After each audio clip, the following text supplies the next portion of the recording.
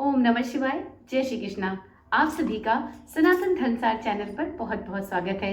मित्रों, जैसा कि आप सभी जानते हैं कि जीवित पुत्री का व्रत अब कुछ ही दिनों में आने वाला है और जैसे जैसे यह व्रत नजदीक आ रहा है वैसे वैसे हमारे दिल की धड़कन भी बढ़ती जा रही है। हम लाख कोशिशें कर ले परंतु दिल में यह डर बना रहता है कि हमारी पूजा, हमारा यह व्रत अच्छी प्रकार से हो पाएगा या नहीं, हमसे कहीं कोई गलती ना हो जाए, हमसे व्रत में कोई चीज छूट ना जाए। तो चलिए अब जल्दी जल्दी कुछ ऐसे सवालों के जवाब देख लेते हैं जो हम ढूंढते रहते हैं।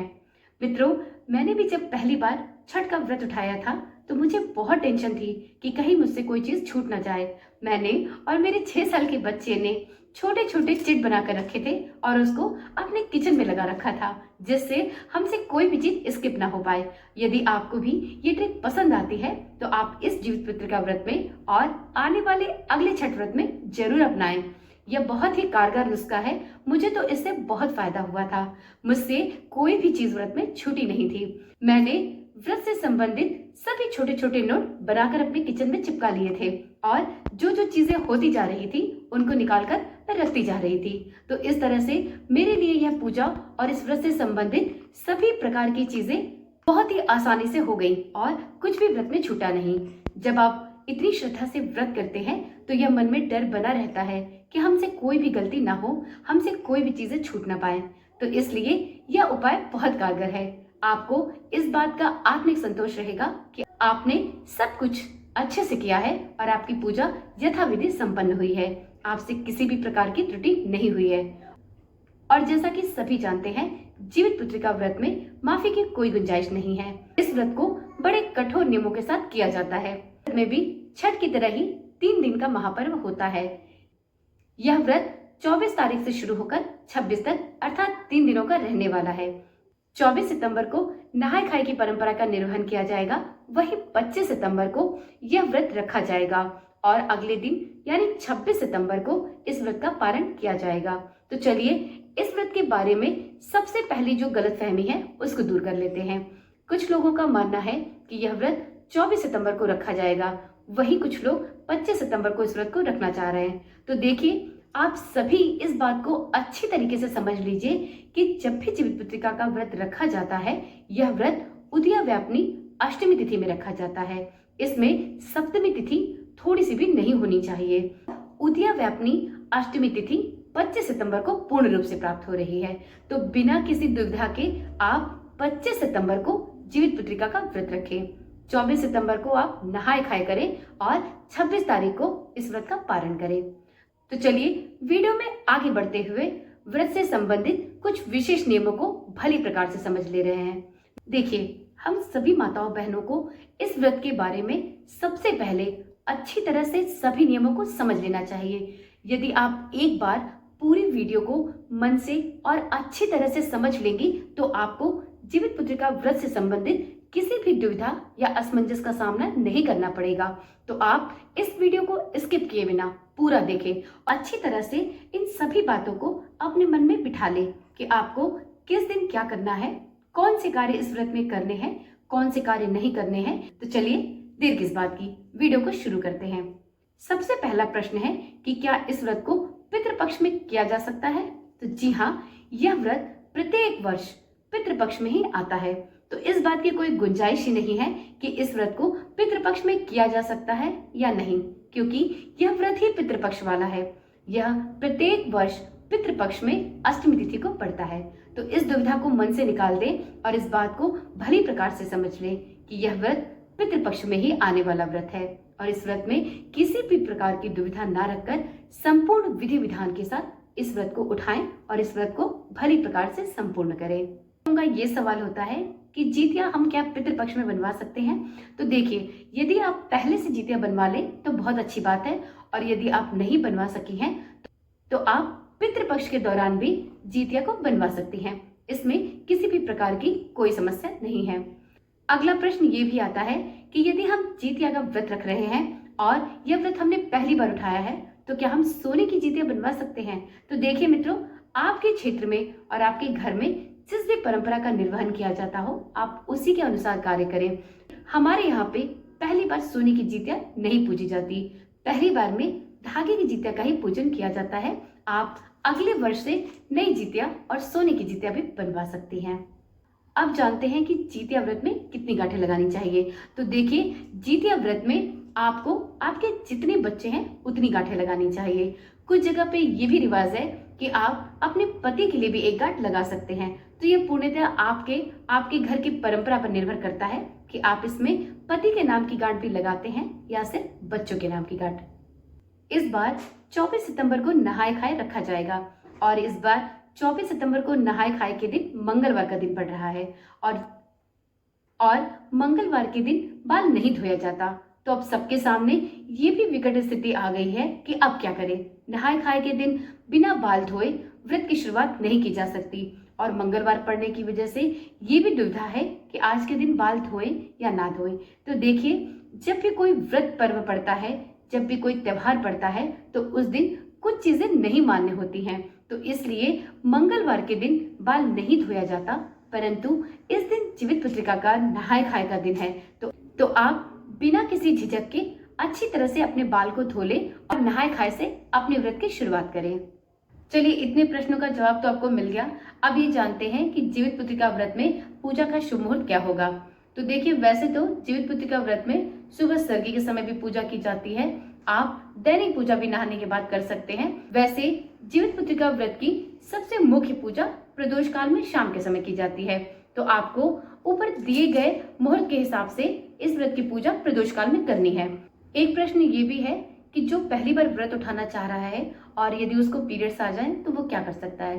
तो देखिए, यदि आपने मन बना लिया है कि आपको इस वर्ष इस व्रत को उठाना है, तो आप बिना किसी हिचकिचाहट के इस व्रत को पहली बार उठा सकती हैं। बस आपको इस व्रत में जो भी टलिया भरनी होती है और पूजा की सभी सामग्री या जो भी कुछ भोग में बनाना है, वो कार्य आप नहीं करेंगी। आपके घर में यदि कोई महिला सदस्य है तो वह ये कार्य कर सकती हैं और आपको बस इस व्रत को खड़े ही रह लेना है। खड़े का मतलब कि आप बस इस व्रत को धारण करेंगी और नियम पूर्वक इस व्रत के सभी विधि विधानों का पालन करेंगी। आप इस व्रत में सूर्य भगवान को अर्घ नहीं देंगी। आप इस व्रत में पूजा का कोई भी सामान नहीं छुएंगी। आप इस व्रत में नहाय खाए के दिन जो भी भोग बनता है उसे भी आप नहीं बना सकती हैं। आपको इस व्रत में सिर्फ व्रत रखना होगा और सभी कार्य या तो आपके पति कर सकते हैं या आपके घर में कोई भी महिला है तो वो कर सकती है। और एक समस्या ये भी होती है कि यदि आपने पहली बार व्रत उठाने का सोच लिया और अचानक से पीरियड्स आ गए, तब क्या करें। आपने तो पूरी तैयारी कर रखी थी। तो देखिए, टेंशन ना लेकर आपने जब सोच लिया है तो उसको धारण कर ले। और आपके घर में कोई भी महिला सदस्य हो या कोई पास पड़ोस में इस व्रत को रखती हो तो आप उनको अपनी जितिया देकर उसकी पूजा करा सकती हैं। आप उनके द्वारा ही अपना डाला भरवा सकती हैं। उनके माध्यम से इस पूजा को संपन्न करा सकती हैं। आप वहां जाकर दूर बैठकर इस व्रत की कथा को भी सुन सकती हैं और भगवान जीवित वाहन से मन ही मन प्रार्थना कर सकती हैं कि भगवान, इस बार मैं इस व्रत को भली प्रकार से नहीं कर पा रही हूँ, ऐसा बनाइए कि मैं अगले वर्ष से इस व्रत को अच्छी तरह से पूरी विधि विधान के साथ संपन्न कर सकूं। तो इस प्रकार से आपको मन में यह मलाल नहीं होगा कि आप इस व्रत को नहीं कर पाई। तो आप इस तरह से भी पीरियड के दौरान भी पूजा को कर सकती हैं। अगला प्रश्न है कि यदि अरियार बरियार का पौधा ना मिले तो क्या हो सकता है कि आपके क्षेत्र में अरियार बरियार पौधे की पूजा इस व्रत में ना होती हो, लेकिन हमारे यहाँ पे जीवित पुत्रिका व्रत में एक अरियार बरियार नामक पौधे की पूजा की जाती है। तो आप यदि अरियार बरियार की पूजा करती हैं तो आपको ये पौधा मिल जाए तो बहुत अच्छी बात है, लेकिन यदि आपको यह पौधा ना मिले तो आप इसकी जगह पे तुलसी माँ के पौधे को भी लगाकर उसकी पूजा कर सकती हैं। वैसे तो यह व्रत पितृपक्ष में किया जाता है और पितृपक्ष में सिंदूर और आलता इन सब चीजों को लगाने के लिए मनाही होती है, लेकिन जीवित पुत्रिका का व्रत बहुत ही महान पर्व है। तो इस व्रत में आप बिना किसी संकोच के इस दिन आलता भी लगा सकती हैं, आप पीला सिंदूर भी लगा सकती हैं। इसमें कोई दुविधा नहीं है। आप अच्छी तरह से तैयार होकर इस व्रत को संपन्न करें और पूजा पाठ तथा पूजा के सभी नियमों का पालन करें। बहुत लोगों का यह प्रश्न होता है कि यदि हमारी सास नहीं है तो हमें किन नियमों का पालन करना चाहिए। तो देखिए, थोड़े थोड़े क्षेत्र पे ये नियम बदलते रहते हैं। बहुत जगह पे सास के नहीं होने पर कुछ अलग तरीके के नियम अपनाए जाते हैं, कहीं कहीं पर कुछ अलग नियम होते हैं। तो सबसे पहले तो मैं यही बोलूंगी कि आपके क्षेत्र में, आपके घर परिवार में जिन नियमों का पालन किया जाता है आप सबसे पहले उन्हीं को फॉलो करें। और यदि आपको लगता है कि आपने इस व्रत को पहली बार रखा है और आपको गाइड करने वाला कोई नहीं है, तो आप कुछ विशेष नियमों का पालन कर सकती हैं। जैसे इस व्रत में सबसे पहले नहाय खाए पड़ता है। तो नहाय खाए के दिन जिनकी सास होती हैं वो दान पुण्य नहीं करते हैं, वो सिर्फ पारण के दिन ही दान करते हैं। लेकिन जिनकी सास नहीं है उन्हें नहाय खाए के दिन भी दान करना पड़ता है और पारण के दिन भी वो दान करती हैं।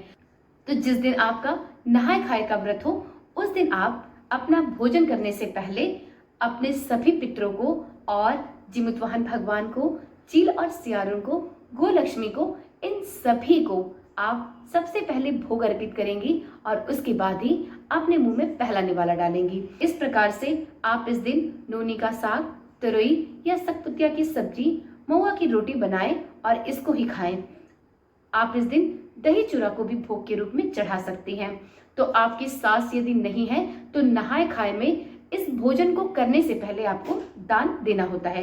तो यदि आप दान दे सकती हैं तो सबसे पहले किसी ब्राह्मण को दान देकर उसके बाद ही अपने नहाय खाए का भोजन करें। और यदि आपको ऐसा लगता है कि अभी आपके पास कोई ऐसा नहीं है जिसको आप दान की सामग्री दे सके, तो आप दान की सामग्री को निकाल लें और उसे छूकर एक जगह पे रख दें। और यदि कोई मिलता है तो उसको बाद में भी आप दान कर सकती हैं, लेकिन दान की सामग्री को आप पहले ही निकाल दें, उसके बाद आप नहाय खाए के भोजन को ग्रहण करें। दान की सामग्री में विशेष रूप से अन्न निकाला जाता है। अन्न के साथ आप सुहाग की सामग्री भी निकाल सकती हैं। जीवित पुत्रिका व्रत में बच्चों के खिलौने और कपड़े भी दान में दिए जाएं तो इससे आपको बहुत शुभ फलों की प्राप्ति होती है। तो आप इस दिन दान में अन्न के साथ सकपुतिया और विभिन्न प्रकार की सब्जियां जो भी आपको मिल सकती हैं, आप फल ले सकती हैं, नमक, हल्दी, अचार, तेल, इन सभी चीजों को रखकर और इसके साथ दक्षिणा लगाकर आप किसी भी ब्राह्मण को या किसी भी जरूरतमंद को ये दान कर सकती हैं। देखिए, बहुत लोग सोचते हैं कि हम पैसा दान में दे देंगे तो हमारा सब काम हो जाएगा, लेकिन ये गलत होता है। सबसे पहले अन्न और सुहाग की सामग्री का दान करना चाहिए, उसके बाद ही आपको दक्षिणा लगानी चाहिए। दक्षिणा तो आवश्यक होती है, लेकिन अन्न और सुहाग की सामग्री के बाद आपको दक्षिणा लगानी होती है। तो आप ये सोचें कि आपने 150 रुपए दक्षिणा निकाल दिए और आपका सब कुछ हो गया, तो ये गलत होता है। दक्षिणा दान के ऊपर से दी जाती है। तो आप भले ही अन्न और सुहाग की सामग्री, फल सब्जियों में थोड़ी ही सामग्री निकालें, लेकिन उसके साथ आपका जो भी सामर्थ्य हो उसके साथ आप दक्षिणा भी अवश्य रखें। ठीक है, तो ये चीजें आपके सामने क्लियर हो गई कि अगर सास नहीं है तो आपको नहाय खाए के दिन भी दान देना होगा, और सेम यही चीजें आप पारण के दिन भी पहले दान करेंगी, उसके बाद ही अपने व्रत का पारण कर सकती हैं। देखिए, जिनकी सास नहीं होती हैं वो नहाय खाए के दिन या फिर जीवित पुत्रिका व्रत में खली को पीसकर उसे सरसों के तेल के साथ अपने पितरों को और जिमुतवाहन भगवान को, चील और सियारिन को सबसे पहले अर्पित करती हैं। ऐसी मान्यता है कि उनको नहाय खाए के लिए तैयार किया जाता है उपटन लगा के, और उनको भी नहलाया जाता है। तो यदि आपकी सास नहीं है तो आप जिमुतवाहन भगवान, चील और सियारिन के साथ साथ अपनी सास के लिए भी खली और सरसों का तेल निकालेंगी। और यदि आपकी सास है तो आपको ये सब चीजें निकालने की कोई जरूरत नहीं है। तो आशा करती हूँ कि वीडियो में आपको सारी बातें क्लियर हो गई होंगी। इस वीडियो को 1 से 2 बार अच्छी तरह से देख लें और अच्छी तरह से इन नियमों को समझ लें। जब आप इन नियमों को एक बार मन में पूरी तरह से बिठा लेंगी तो यकीन मानिए आपको किसी तरीके की दिक्कत नहीं होगी।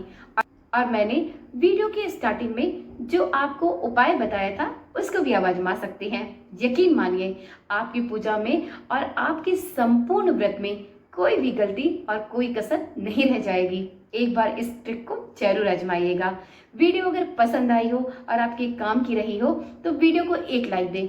आपके लाइक से हमें मोटिवेशन मिलता है कि हम इसी प्रकार की जानकारी वाली वीडियोस आपके सामने रोज रोज लाते रहें और आपकी सभी दुविधाओं का समाधान भी करते रहें। मेरी प्यारी माताओं और बहनों, आज सभी से ये भी निवेदन है कि यदि आपको इस चैनल पर डाली जाने वाली वीडियोस पसंद आती है और आपको ये वीडियोस काम की लगती है तो इस चैनल को अवश्य ही सब्सक्राइब कर लें और नोटिफिकेशन बेल को ऑन करना भी ना भूलें, जिससे इस चैनल पर जब भी कोई वीडियो डाली जाए उसकी सूचना आपके पास सबसे पहले पहुंच सके। तो चलिए कल मिलते हैं एक नई वीडियो, एक नई जानकारी के साथ। तब तक के लिए ओम नमः शिवाय। जय श्री कृष्णा। राधे राधे।